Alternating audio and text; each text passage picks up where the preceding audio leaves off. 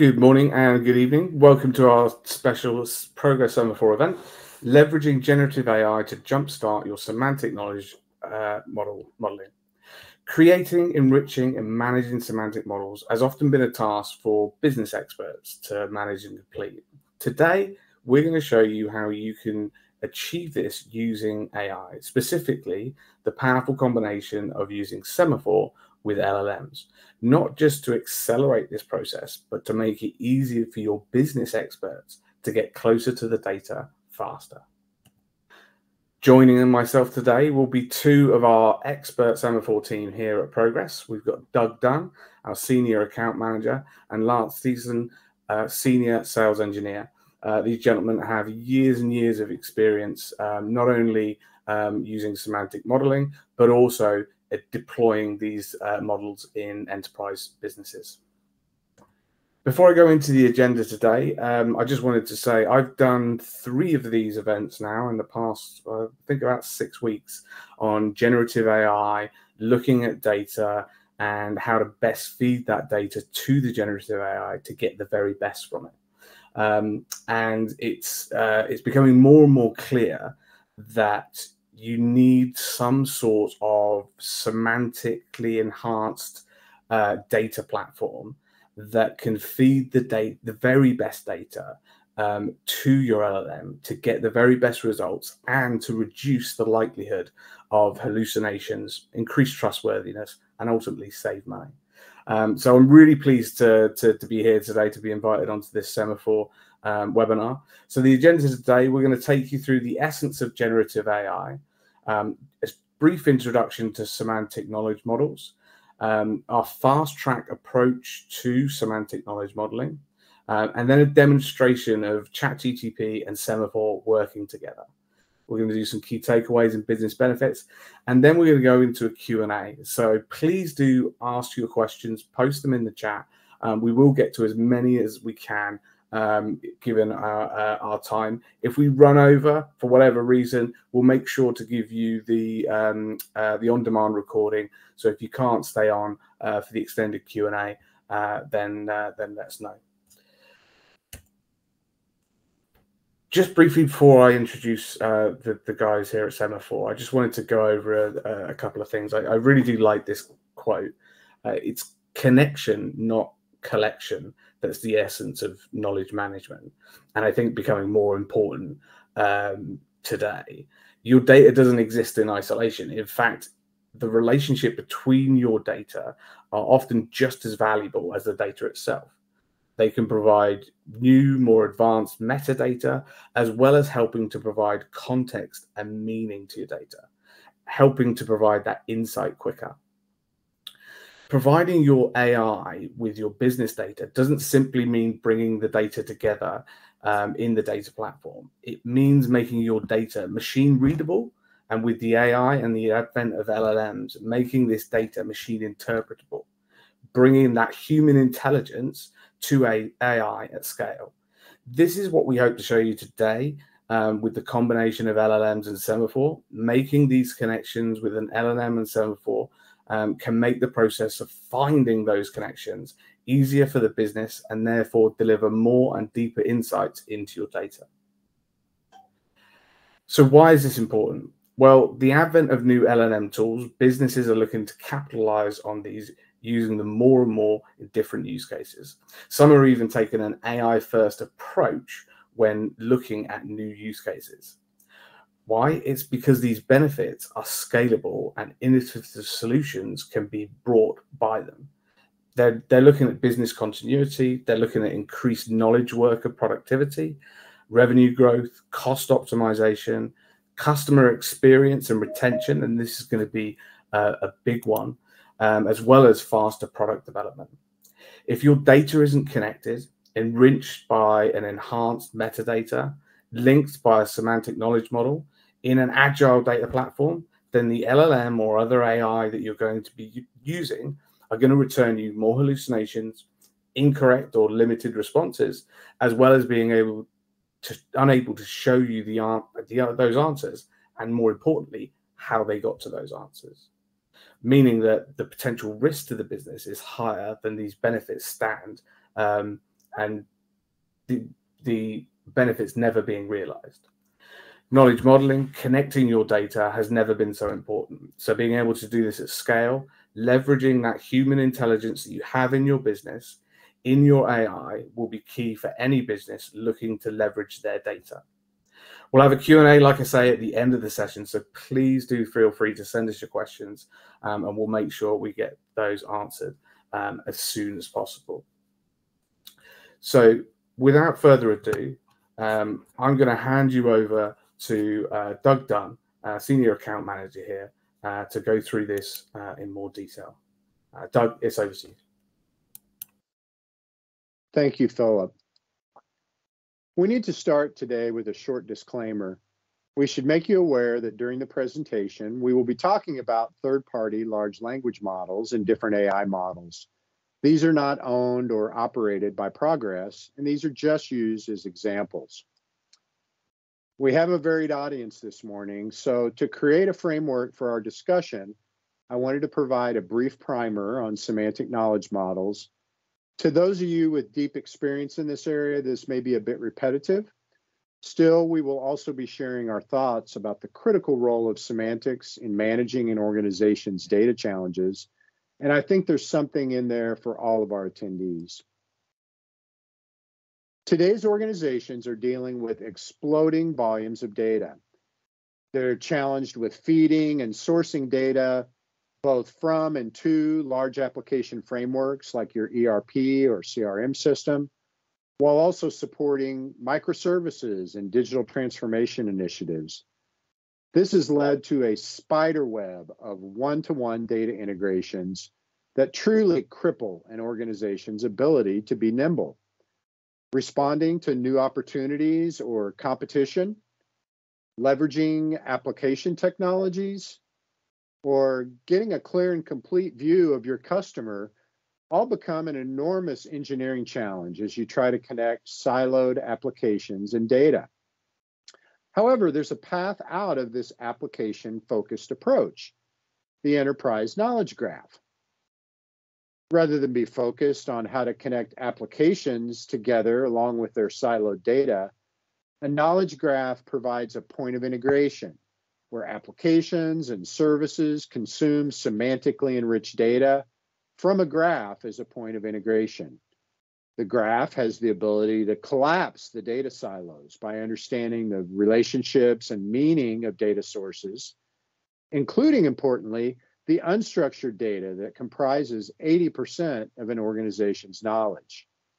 The enterprise knowledge graphs, they're a huge topic, and we don't intend to cover them in detail today. But just to provide a little bit more understanding of knowledge graphs, let's drill just a little deeper. A knowledge graph is a structured representation of knowledge that captures the relationships and connections between pieces of information. And you build such a graph by combining semantic knowledge models, which represent the way things should be, with specific operational data to create an operational graph of the way things are. Now, these are contained in a semantic triple of a concept, its relationship to another concept. Let's take a look at an example. When expressed in a knowledge graph, the specific subjects of fiction genre and espionage are connected to each other and with other subjects through relationships. Traversing the graph can let me answer questions like, if customer A likes fiction genre and also likes the character Jason Bourne, then might they also like James Bond? And the concept of semantic knowledge graphs isn't new. It's been around for almost 40 years. But the technology improvements with graph database performance and cloud storage and infrastructure have allowed for a much broader adoption of this approach in the last decade, and particularly in the last 5 years. And there's enormous business value with this semantic approach.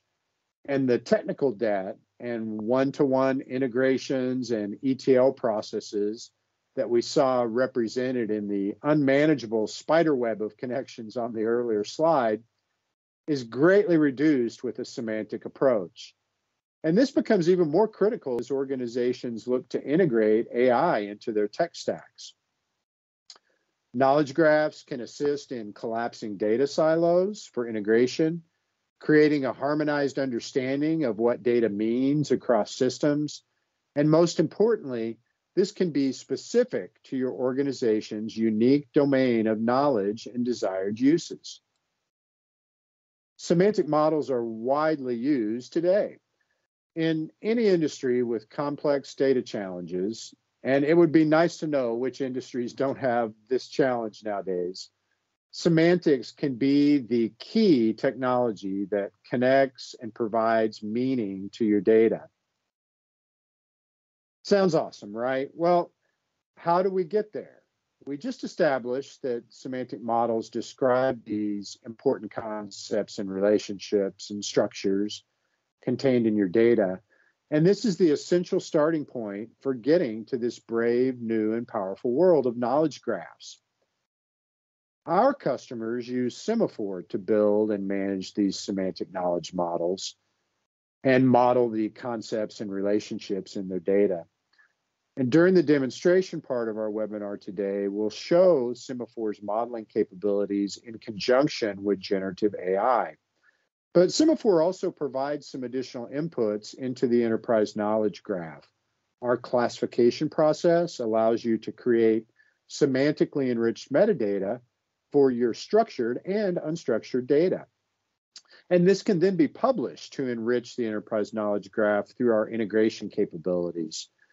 Semaphore is an incredibly powerful solution, but for today, we'll primarily be focused just on its knowledge modeling capabilities.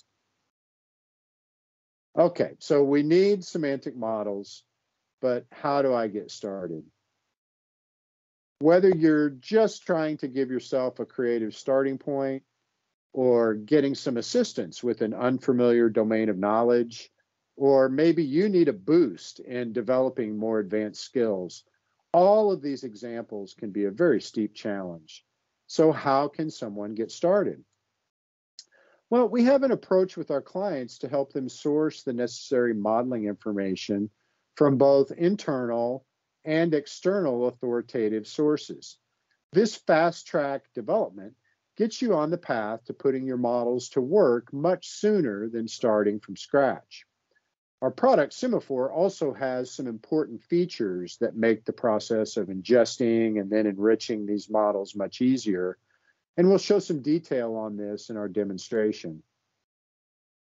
So it was in the title of the webinar, where does generative AI come in? Well, one of the recommendations for those getting started with generative AI is to start small, choosing easy to implement, low-cost projects that provide quick wins. And what we're talking about today with using generative AI to help us with fast-tracking semantic modeling is exactly that. It's a quick win. The number of parameters and volume of training data for the most recent large language models has increased exponentially. And this has us thinking around the value of them as a source of knowledge. These supermodels, along with generative AI chat interfaces, provide a great new source of inputs to fast-track your semantic modeling efforts. As mentioned before, they're trained on enormous volumes of text data, and they also have knowledge of semantic modeling structures and code writing capability. Taken together, these features make generative AI a powerful new tool for our fast-track approach. Now, just a few words of caution. Many of you may be aware of some of the concerns with these generative AI systems. It's important to understand the outputs you receive can be incorrect. They may be missing more current information. They may contain significant biases in their training data or in their algorithm. And since they're just machines, they lack our human reasoning and understanding. So let's drill into this in just a little more detail.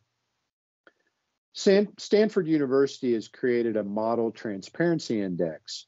Now, this is a very busy image of their current scoring. So what are we looking at? Well, about a third of the scoring is based on how model developers build their models. Among other things, this includes the level of detail provided about the training data that was used. Another third of the scoring is concerned with the model itself, including its trustworthiness, risks, and the developer's efforts to mitigate those risks. And then a final third involves how the models are being used for downstream. With 100% being a top score, if you look on the far right at the average score for each of these categories, you'll see that the numbers are not very encouraging. But despite these low scores, the important point here is not that these models don't have value. In fact, for example, if you look at the capability score for OpenAI in the highlighted box, it's quite high. Our point is that with the current state of technology, there remains an essential need to have a human in the loop when preparing generative AI inputs and for the validation and use of generative AI outputs. Whether these are subject matter experts confirming, adding, correcting the model related to their area of knowledge, or an information scientist making structural decisions about the model to best fit their organization's needs. So right now, we'd like to transition to a demonstration. We're going to incorporate generative AI into our approach of fast-tracking model development, but then also show how tools like Semaphore can be used to put humans in the loop with a powerful tool set to accept the inputs of generative AI and then enrich, validate, manage, and put those semantic models to use. So I'd like to introduce you to Lance Thiessen, a solutions architect with our Semaphore team, and he will walk you through this approach. Great, thanks, Doug. Let's jump right into the demo. Since Doug and I have a passion for hiking in the wilderness, we went ahead and decided to use public domain knowledge and data on U.S. national parks for today's demos and focus in on the Great Smoky Mountains National Park. We'll kick off the demo by doing a classification of a document that was provided by the Park Service that's about the Great Smoky Mountains. The goal is to determine the aboutness of this document without it having a direct reference to the park inside the text. Then I'll describe in great detail how we were able to build the model using public domain knowledge and data provided by ChatGPT, and then enriching the model using Semaphore. These steps include creating a high-level model of the U.S. national parks using ChatGPT, importing those results into Semaphore to create a park ontology, and then further enrich the model with Great Smoky Mountain data via ChatGPT. After that, I'm going to do a final demonstration on how Semaphore can enrich your new ChatGPT-generated model. Great. As promised, we're going to do a classification demonstration. I have a document that's about the Great Smoky Mountains, and we're going to go ahead and run it through our document analyzer tool to see how it classifies. And the goal is to see if Semaphore can determine if we're talking about the Great Smoky Mountains based on the text that's in the document. So this tool, this document analyzer, is a part of Semaphore. You wouldn't use it in production. It's more of a development tool or a demo tool or QA tool. Trying to see how some text or documents or sites are classifying so that you can tweak it and get the appropriate results that you like. And here's the document right here. Let's open it up. And what I've done, just to make it a little more complicated and make Semaphore work a little harder, is I've scrubbed out the string Great Smoky Mountains National Park, and I replaced it with the subject. Okay. So just to show that I got nothing up my sleeve, I'm going to go ahead and do a search for the string Great Smoky Mountains.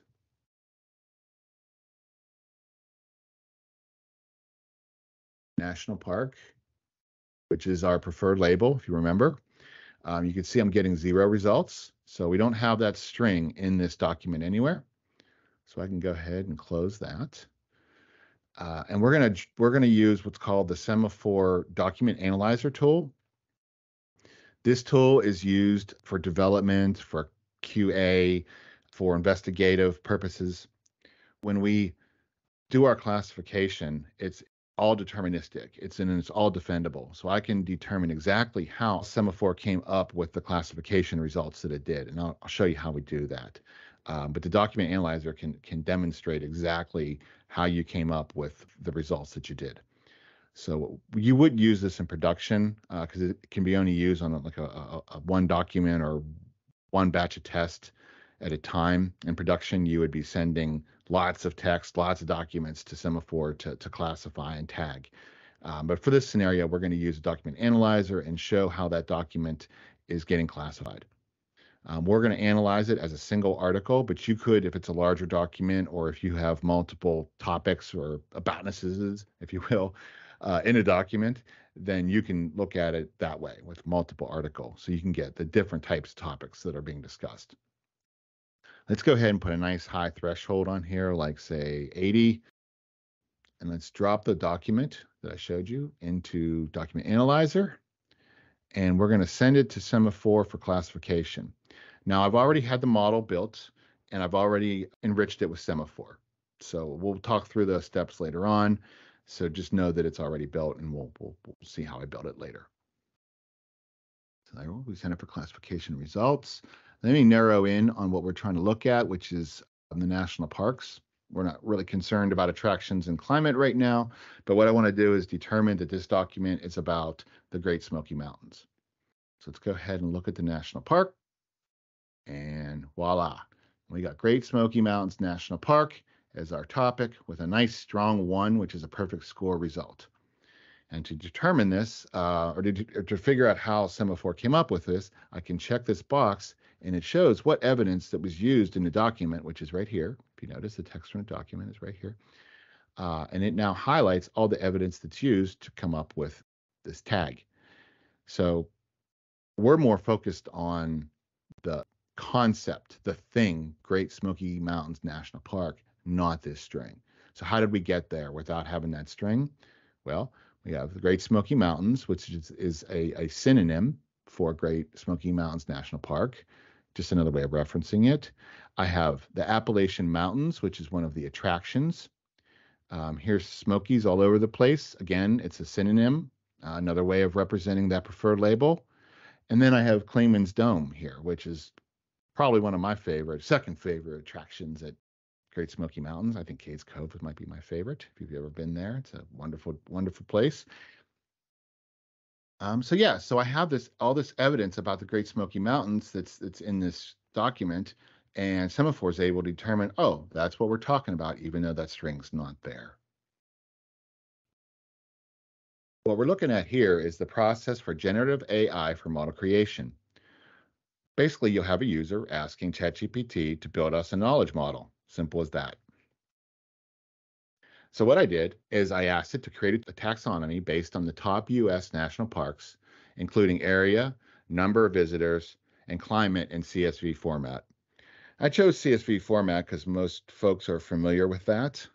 We also could do things like put it in RDF format, which I do have an example to show you. I played with doing SCOS Excel and SCOS, and ChatGPT was able to give me the same kind of ontological information in those formats as well. So what we're looking at here on the right side, on the upper right, is the code that ChatGPT spit out to me. You can see that it has the national park, state, the area square miles, annual visitors, and climate. I find the more information that you give ChatGPT in the initial question, the better the results will be. So if you identify the properties you want to see in the question, in the query, you'll see some pretty good results, and they'll improve as you do that. Down below there, you see the same data represented in a CSV format. So I threw it into a CSV, and I use that for my import. Semaphore has a great mapping tool that can basically go from an Excel spreadsheet or a CSV, mapping it into the fields inside a Semaphore, inside your model. And then you can also do things like you can add your concepts, you can create your relationships between those concepts, you can import synonyms and import additional concepts, which we'll show some of those as we go along. So as promised, I asked the same query, create a taxonomy based on the top 10 national parks, including area, number of visitors, and climate in RDF format. So you can see that it's possible to do that as well, and it gives you some information about the descriptions and such. So if I went with this kind of format and imported into Semaphore, I might have to do some things like changing the namespace or making sure that I have the titles the way I want them. So there might be a little configuration in your import file, but it's completely possible, and ChatGPT is doing most of the heavy lifting here. So this slide's describing how I imported into Semaphore. On the side here, you can see I imported the data as 4 different facets. I have my national parks there, my 10 national parks. I have the states that are in scope. I have the climates of the that are in scope of this model, and each park was listed as its main attractions, or it's some of its attractions. On the top part here with the this space here, these are basically relationships that I might have between states in the model and parks. So this is a custom relationship between 2 concepts. And I can put some constraints in my model that this relationship is home to and is located in, which is the inverse, can only use states and park concepts. They're basically classes, right? So we're able to create those relationships between the like, for instance, the Great Smoky Mountains National Park and the states that it's included in, which would be Tennessee and North Carolina. We also have the ability, if you have multiple concepts on a single line, you can Semaphore can identify that by using whatever identifier you want to use, like a pipe or something like that, which is what's happening here. So basically, we're saying in this here is I want to have a relationship with states located in, and then the preferred label would refer back to the national park.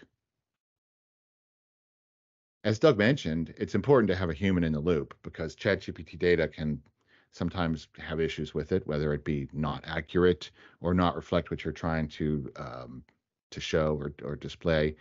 So it's important to have a human in the loop to make sure that everything you're doing is on the level and accurate. With Semaphore, we have a couple different ways to do this. One, which is on the right-hand side, I'm showing what's called our knowledge review tool, which is a great crowdsourcing tool that we use in Semaphore to harvest information from the subject matter experts and can verify information from the subject matter experts. And we're looking at a view that they can use to search the model. They can do a tree view, which will basically be a hierarchical view. They can drill down, which is, I'll show that in a second. You can use a search as you type, which is the box where it says search the model. And then the view that we're looking at is the visualizer, which is very cool. So you can see that we have the Great Smoky Mountains in the middle. That's the concept we're looking at. We see its top concept is U.S. national parks. We have its main attraction right now there, and we show its climate as humid subtropical, and it's located in Tennessee and North Carolina. So we can use this SME tool or this we call it the KRT, knowledge review tool, to help verify that this information is accurate. And they can even make suggestions to the curator of the model that they can import into the model as well. So on the right side here, we're looking at that spreadsheet. This is basically a history report that I ran out of Semaphore that can be used to circulate with other approvers or reviewers if you have a review team. And then below where it says commit pending changes, this is a screen from Semaphore that can be used if you have like a review process before you push to your production environment. So you could have a gateway, a checkpoint, if you will, for maybe an advisory committee or something to look at the changes before they're committed to your production site. So these are just a couple examples of how we can apply a human into the loop of the process of building these ChatGPT generated models. So here we go. This is our initial model, completely built on ChatGPT data. I'll do a quick walkthrough of what we're looking at here. This is a Semaphore screen. This is the concept we're looking at, the Great Smoky Mountains National Park. You can see it's of the park class. There's our preferred label. If I had any alt labels, but we haven't imported any yet, this is where your synonyms would be. So alt labels could be synonyms, abbreviations, slang, code, anything that's just a different representation of the preferred label or of the concept that we're talking about. And then we can also add additional metadata, which I've done. I added our annual visitors and our area. Some other things could be like your description, an image, other metadata fields that might be important for whatever use case you're doing. Over here, we have our associative related concepts. We did import attractions. Remember, each one had its own attraction. This was the attraction we saw: diverse plants and animal life, the beauty of its ancient mountains. And then we had a couple other relationships that we included. Has climates, humid subtropical, and where we're located. All right, so we got our model built. Yay. So the next step is we want to add more, further enrich the model and do some entity extraction. We can do that with ChatGPT as well. What we do is we have our prompt for the user, ask it a question, and get ChatGPT to give us some suggestion of some additional concepts. And this view should look similar to before. We got our question. ChatGPT, give me a comprehensive list of attractions at the Great Smoky Mountains in CSV format. Again, we could do it in SCOS Excel, RDF, XML, other formats, but I'm going to stick with the CSV. Again, it's familiar with folks, and we have a great import tool. On the upper right, you can see that we have the code that was kicked out by ChatGPT, attraction, type, and description. Notice I didn't even give it the properties I wanted. I liked what it gave me, but I could have done that. I could have added more there. And then down below, I have my CSV. The only thing I added to this was I needed a reference to the park, so a preferred label to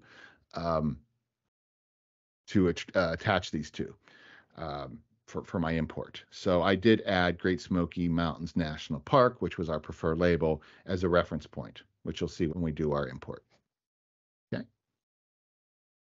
Okay, this is how we import the data into Semaphore. You can see that we have the park listed, the attraction, the type, and a description. The park refers back to the preferred label, which is referencing the attraction, like I said earlier.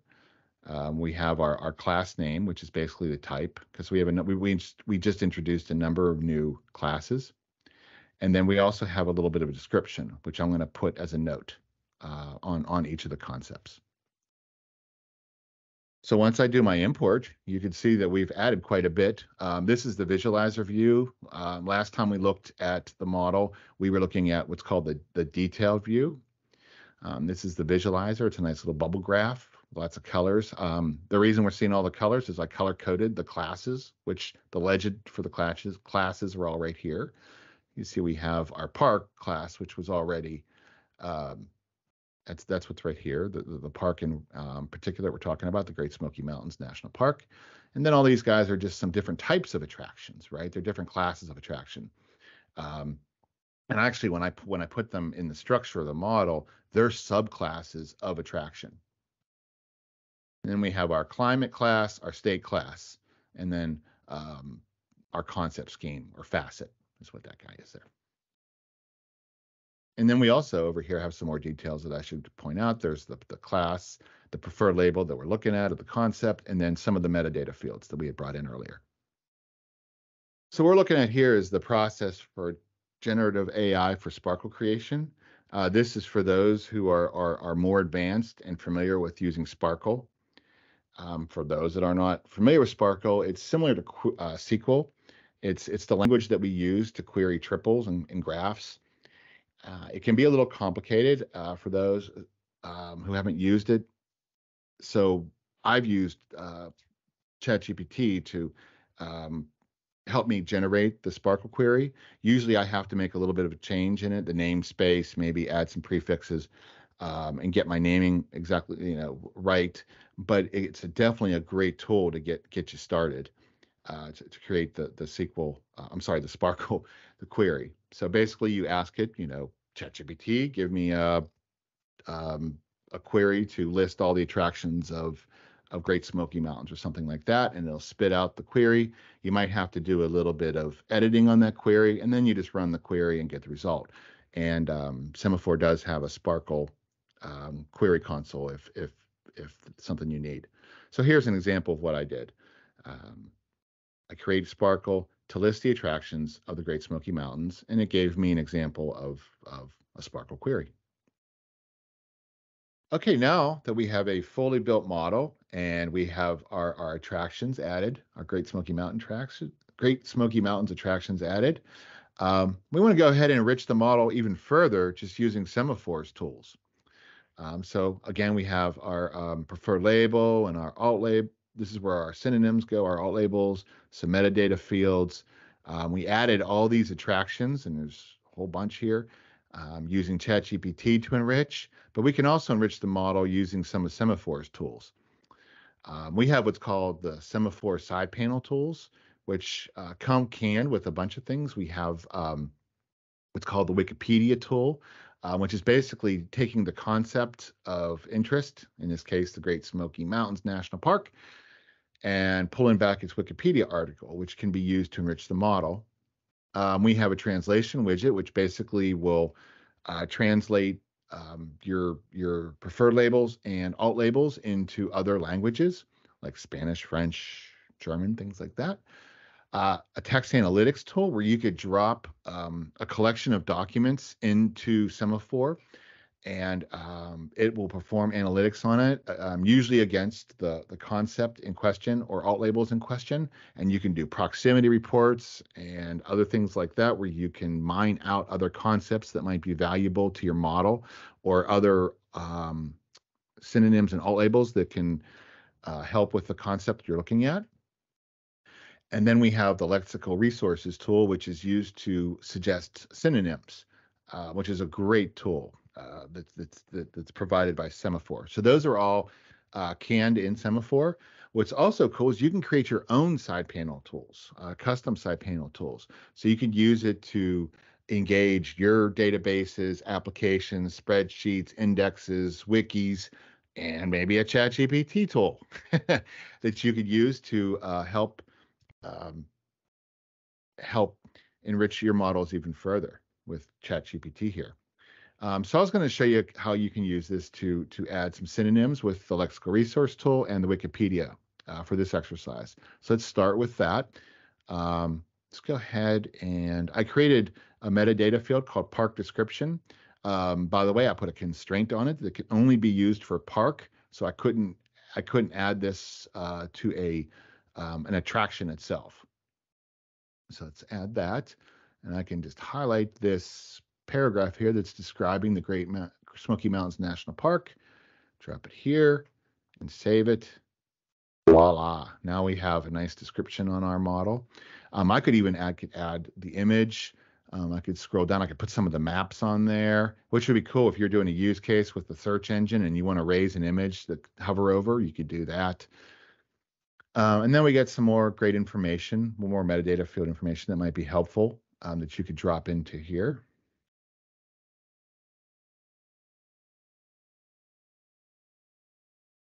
Going over to, so that's the Wikipedia tool. If I want to look at the lexical resources tool, which I mentioned before is great for enriching the model further. If you remember back to the demo with the classification, I had some alt labels in there. They came from here, basically. So I have this one here, the GSMMP. That's a great abbreviation.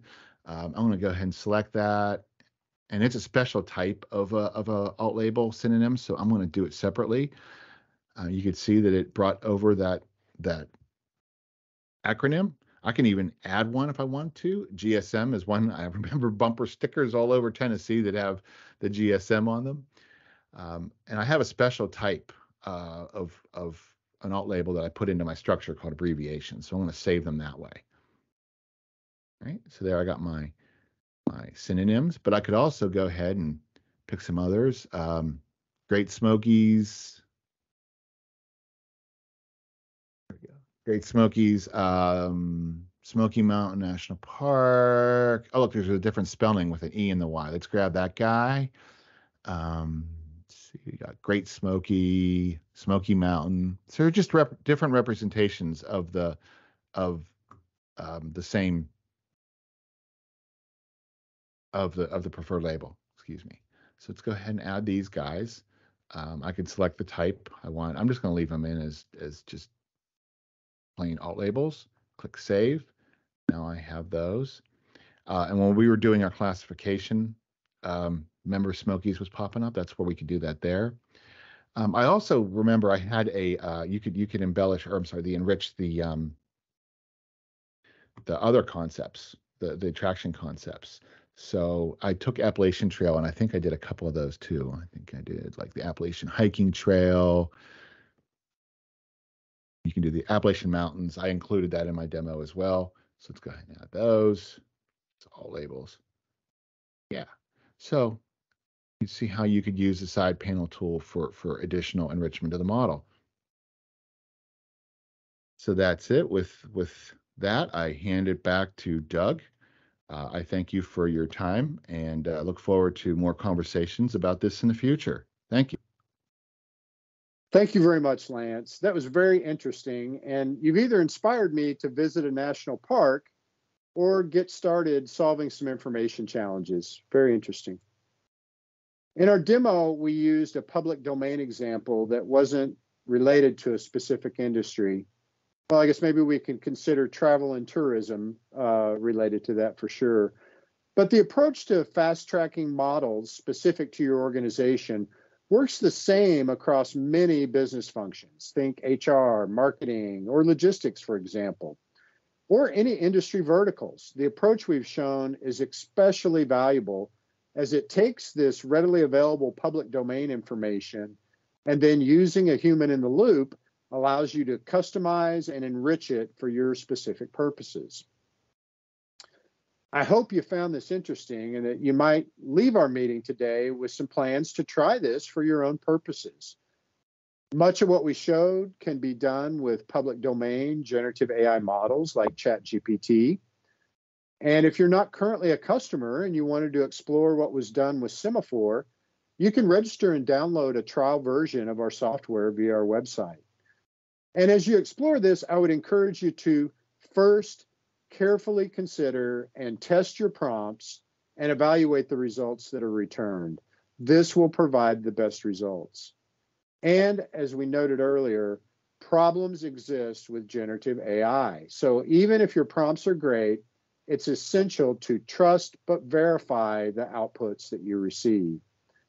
And finally, what you get out of generative AI will certainly require additional work in order to put it to productive use in your organization. And as we saw today, Semaphore provides a great set of tools to get this done. If you need to explain to someone in your organization the value of this quick win approach, we think there's some clear business benefits. Using this approach lets you most quickly get the desired models in place. This is that quick win that IT leaders are being encouraged to embrace in the AI space. Using human-in-the-loop capabilities with Semaphore, you have a more trustworthy implementation of an AI-supported solution. And this approach provides a novel boost in productivity for those of you involved in model construction. Hopefully we showed that today. And finally, this solution is not something that can only support a little tiny experiment. Using the tools we've shown with enterprise scalable Semaphore, you have a production-ready platform ready to build semantic models on an enterprise scale. I think we've shown you a few ways today of how Semaphore can enhance generative AI's output to increase the productivity of your model creation, management, and consumption activities. If you're interested more in this approach, we'd be glad to assist. Just reach out to either Lance or myself, and we'll be glad to help you with more information or with answering questions. And speaking of questions, we have time left for questions today that some of you have submitted via chat. Let's see what we have. Philip, can you lead the discussion?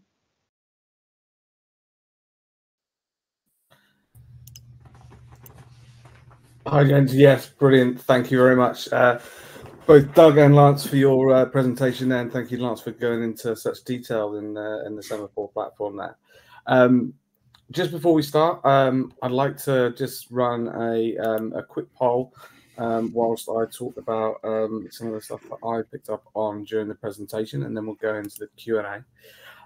So we've just got one there that says, are you currently planning a project or looking to work with Gen AI in the next 12 months? We use these polls to really feed you more content. So if you found this valuable today, we'll be looking to do this in the near future. We'll keep the poll open for a couple of minutes. I just wanted to make a quick comment on what I've seen today and what I've experienced with customers and things like that. I know Doug made a good point on this earlier. Looking at these models that people create can be daunting. You're looking at this as seeing these huge models and thinking, wow, how am I going to get started?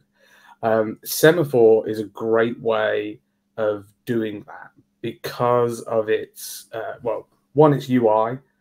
Even someone like me who is very, very much a novice to this can understand and how to use it to help classify data, look at the fact extraction element of it and the entity identification and things like that, and really enrich your data.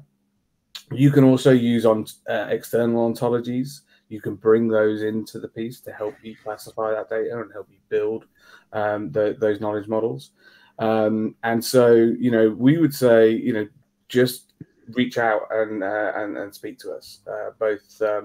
Both Doug and Lance and the entire Semaphore team here have got a vast array of knowledge in this area and have done many implementations of this at scale in enterprise organizations. So yeah, it's definitely worth looking at.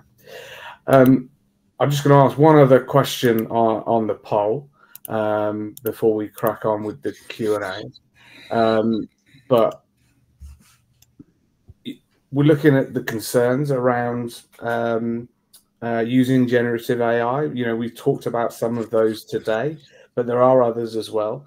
And so we'd love to know what your concerns are in your organization, you as an individual, what you're hearing. So please do let us know. Again, we're looking at the content we do for 2024 and how to build on this topic, because I don't think it's going away anytime soon. I'll leave that up for a few minutes. Just before we jump in, and we have got quite a few questions in the chat, so that's really good to see. What would you say is the key takeaway of what you've seen so far in generative AI and the use of Semaphore in conjunction with that? I'll ask Lance. What's your thoughts on that? I'm sorry, could you repeat the question? But just saying so we've seen generative AI roughly for about a year now being quite popular. And it's had some trips and falls and some stumbles and things along the way. But when you're talking to customers, what are you seeing when they're talking about knowledge models and Semaphore with using that? Right on. Yeah. There's been a lot of excitement on the topic. Everybody's been wanting to know how can we use it in conjunction with Semaphore, in conjunction with the knowledge model, in conjunction with our search apps and our business intelligence apps and all the things that we use Semaphore, the Semaphore use cases. So we've seen a lot of those conversations. There's been a lot of concern, about the legalities, about the hallucinations, about the plagiarisms. Will it replace us? Those kind of concerns. There was a lot. I was at KM World last week, and there was tons of discussions about that there. That was very encouraging. So what we were trying to focus on when we were looking at how can we use this with Semaphore would be what would be the best bang. It's what Doug was talking about. Every time I showed that classification demo, we have other versions of that demo. It's always like, oh my God, how did you do that without the string? How did you figure that out? And then I show them the model, and they're like, oh my gosh, that's so simple, but where do I get started, right? Like, yeah. and that's where I thought this is like, and me and my colleagues, we thought this is a great place to start, and the enrichment, right? Yeah. And I saw a question in here about other ways to get started, so I thought I'd just touch on that too on this. This is a fantastic way to get started. Yes, I knew about the Great Smoky Mountains when I got started, but I didn't know about the other parks, and I didn't have the detailed information that I put in ontology. So it's really easy just to ask that question and get started. And I've been working on building one for the legal space and some other services as well that's way more complex than what I showed here. So anyway, back to the point. The question was asked, or how are other ways to get started in there? We partner with some folks, different organizations that create the models, these types of models and taxonomies, like WAND, for instance. Another would be is there are authoritative knowledge models out there already, right? And some of those we can link to, like if it has the reconciliation service, we can link directly into like a DBpedia or Wikipedia. I built an entire model on the US presidents based on, or just using DBpedia. I was doing Sparkle queries, bringing it in and inserting it into my model. Simple as that, real clean. There's also other models that you can just download and import similar to what I showed. Yeah. If it's a CSV, it's just a mapping exercise. Yeah. If it's an OWL or a SCOS, Excel, there might be some conversions, to your load file, get your namespace right. There's a couple things that Semaphore needs to represent it properly that need to be added in, but it's pretty simple and straightforward. So yes, there's a lot of other ways to get the data into Semaphore very easily. And we always talk about, you probably have the data on site right now. Like you have your databases, you have your indexes, you have your applications, and now you're going to have your own LLMs, right? Private LLMs and that you might want to use. And I was demonstrating the side panel tool, and I mentioned you can create your own side panel tools, and it's a great way to get integrated on your own. There's a lot of different engines right now.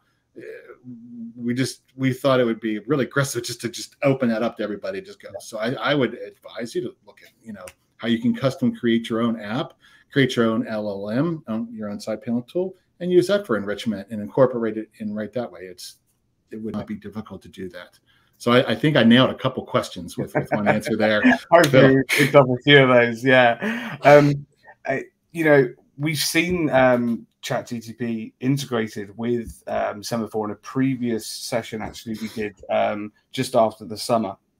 That's available on our Bright Talk channel, and that was one of our partners actually, who brought in ChatGTP as a widget into one of their applications that's powered by Semaphore and other Progress technologies. So we're already integrating the thing into the tool, but there is nothing to stop yourselves from developing your own integrations in there as well. So correct. That's really good to see. Doug, are there any best practices or strategies that can be followed to ensure like the quality and accuracy of the data using the creation of these knowledge models? Yeah, sure. Absolutely, Philip. Some of what was shown today would be a part of those. What we'd recommend is that you take advantage of the available resources that you have to validate the accuracy of those models that were created on the input side. And so this might include using some of the enrichment tools that Lance showed. And examples of that would be, let's say it said the Great Smoky Mountains Park was in California. Well, when you were on that concept of Great Smoky Mountains and are using the side panel would tell you, oh, by the way, that's not in California. So there's some opportunities to validate things there. The other thing that we didn't really demo that, but we showed screenshots of that was the knowledge review tool, where whatever your domain of knowledge, it's important that you'd be able to validate that against the subject matter experts that you've got within your organization. So in this case, there would be people who knew about the parks and would be able to make the corrections to that. There's also some things within Semaphore around using queries and validation tools like Sparkle and Spin rules that can go in and look at model structures and make sure that those are correctly formatted, the architecture of those, of how you would deploy those within your organization. Mm-hmm. Great. Yeah, no, it's really interesting. I think, you know, when you're talking about security and you're talking about making sure that the model's correct, that sort of data governance, data management, master data management sort of conversation is so important for AI, because you feed bad data, you're going to get bad data out. And so, you know, having that ability to, and I think it's really good. You've got a rules-based approach to what you're doing, what you're telling the system to do with your data. I'm classifying it this because of these rules. It's very transparent. It's very open, so people can interrogate the rationale behind why you've created it in such a way. And I know combining it with other technologies in progress, you can actually have a timeline of seeing those, you know, when that data is classified, how that data was classified, so on and so forth. So from an auditability, a governance, and a trustworthiness in terms of that classification, I think it's really powerful in that tool. And to another point that Doug there, you talked about those data experts, those the subject matter experts in your business, rather than the data experts, the data engineers, and things like that. And I think Semaphore is a great tool to bring the data closer to them, so that they can interact with the tool. I think it's very intuitive in that way, so that you can have then validate those classifications and those rules that you've got in there. So yeah, I think that's really interesting. I think we've answered, can I create a custom knowledge graph using Semaphore? And do you have a good way built in to link it to existing top models such as DC or Yeah, I kind of covered that one. Yeah, so we can, I mean, there's ways to import those in. I mentioned some authoritative healthcare like Medra or the insurance codes and things like that. Like, you can bring those right in. And I forgot to mention, you can link the models. And that's one of the most powerful things you can do with Semaphore that I love, is I can have a model for like marketing, and then a model for sales, and a model for pre-sales, and have different owners and different meanings of the same terms, even, right?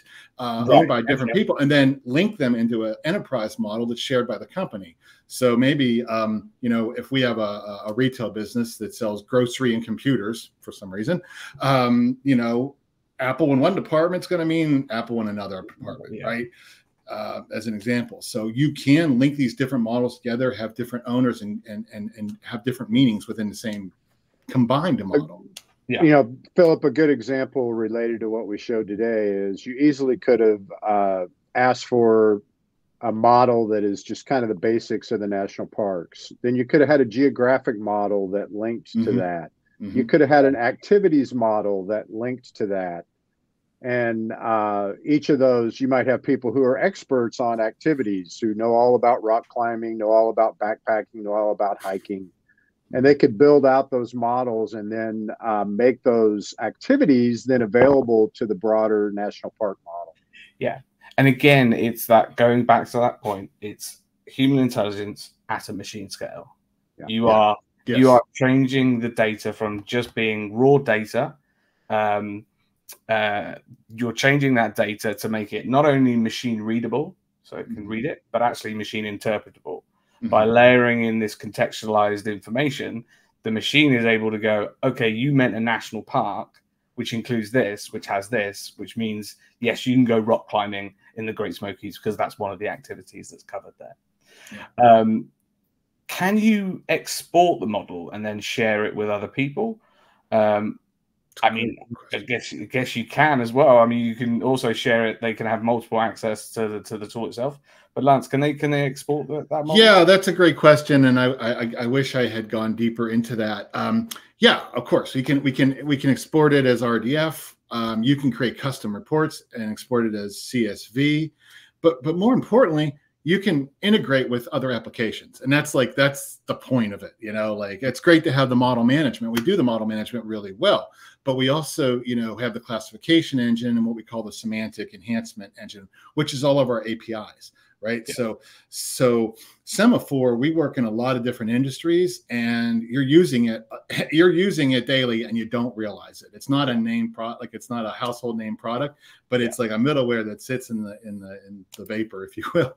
And it has APIs that basically allows it. Well, basically Semaphore sits between your content and then your calling apps, right? So those apps could be like Salesforce or ServiceNow or you know, business intelligence like Tableau or Domo, Power BI, right? It could be security, content, SharePoint, right?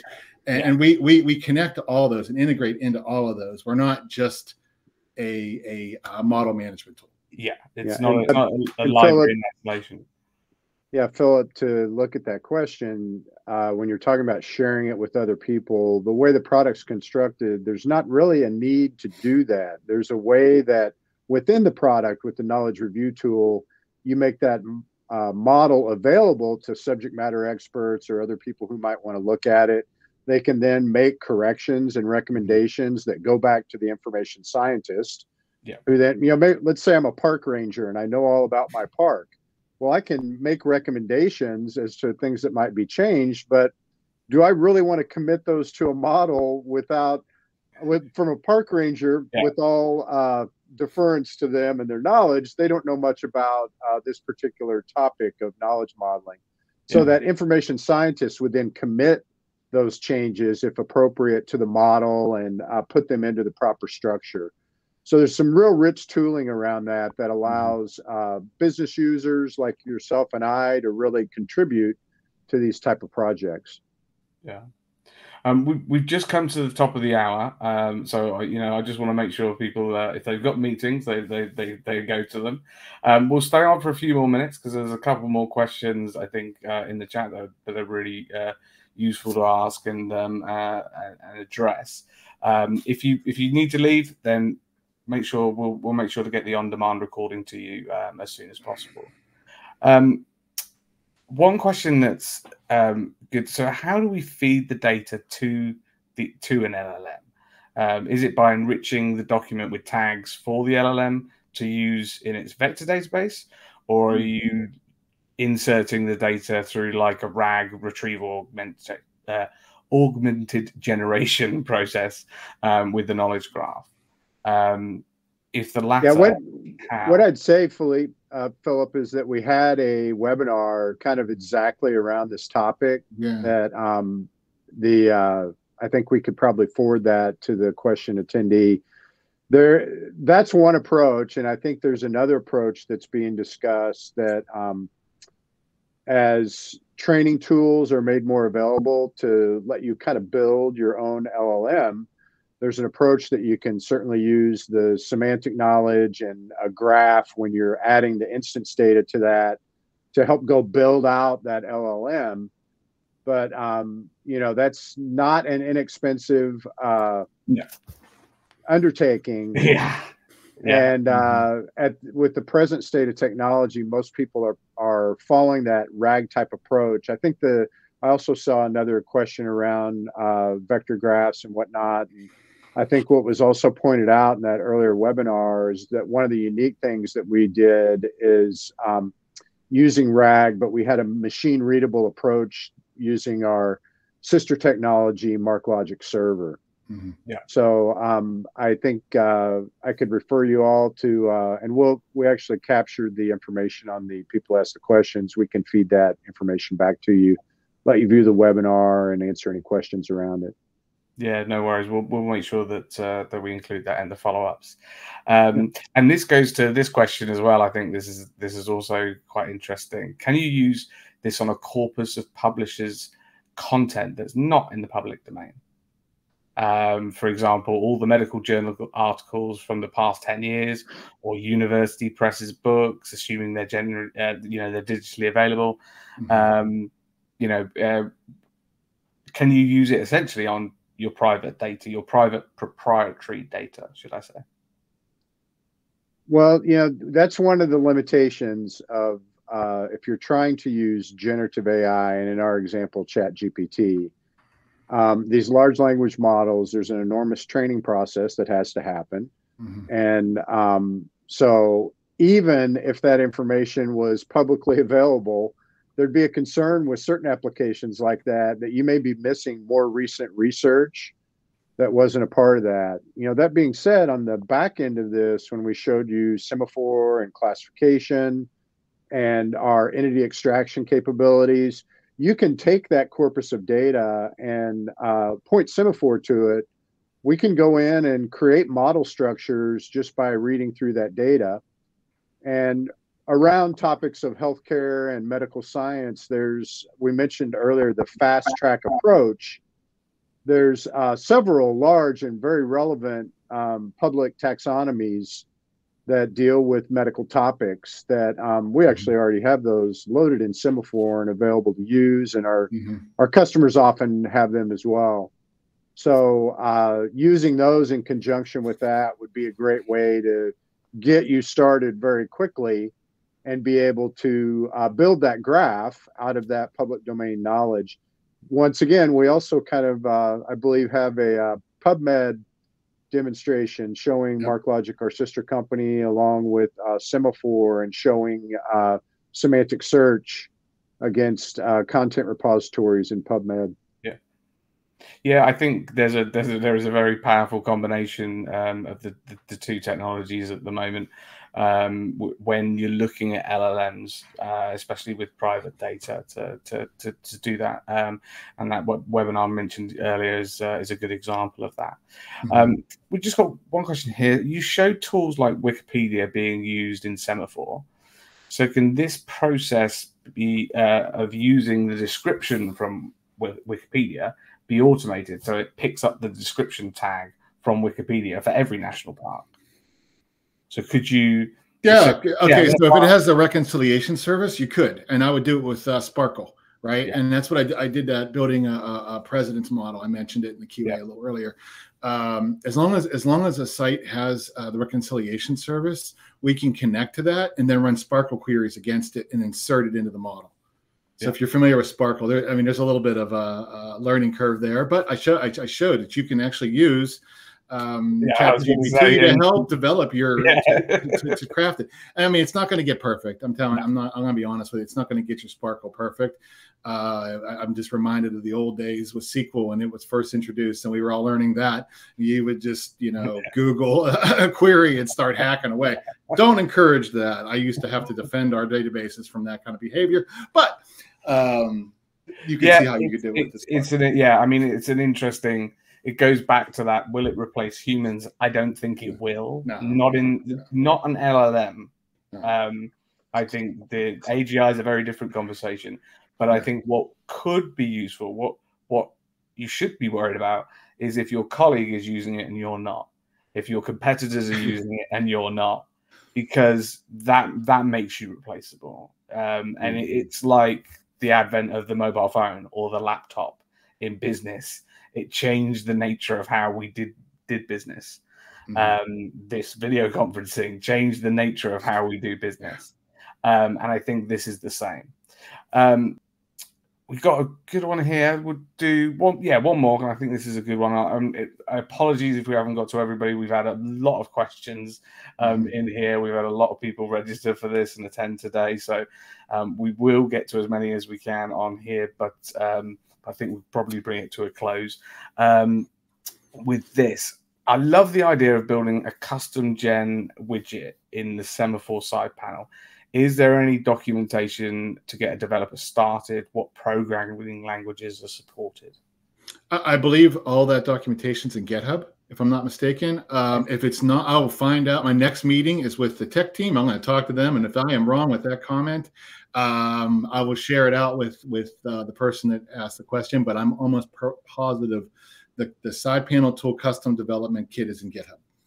Okay, perfect. Yeah, to make clear, we do have it's an extensible framework. You can build your own side panels, and Lance will direct him to where the right information is. Great question, and thank you for that.